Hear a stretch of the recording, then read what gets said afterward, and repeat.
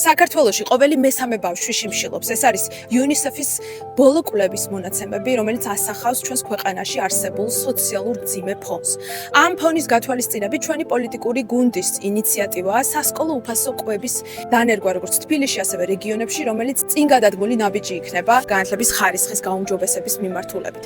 თუმცა ოცნება ჩვენს ინიციატივაზე დაინერგოს სასკოლო კვება ამბობს უარს, მაშინ როდესაც უარს არ ამბობს მილიონობით დახარჯულ ლარზე, რომელიც ხმარდება ავტოპარკის განახლებას ან მათ სარესტორნო მომსახურებას. მაშინ, როდესაც ოცნება ატარებს განათლების ეგრეთ წოდებულ რეფორმას, ამ რეფორმაში არ არის გათვალისწინებული სასკოლო კვება, არ არის გათვალისწინებული ის უნიშნულოვანი საკითხები, რომლებიც უზრუნველყოფს განათლების ხარისხის მატებას. ჩვენ ვიმყოფებით ტალენჯიხაში, სადაც სასკოლო კვების პროექტი დაინერგა 3 წლის წინ და პირველი კლასელებისთვის სასკოლო კვება აქ არის უფასო. თუმცა ამის გარდა არის ძალიან ბევრი გამოწვევა, რომელიც ეხება სასკოლო კვებას.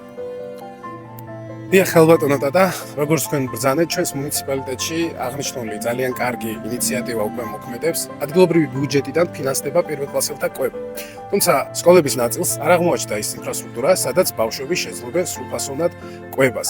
აუცილებელია ამ პრობლემის მოგვარებაში სახელმწიფო ჩაერთოს სისტემურად.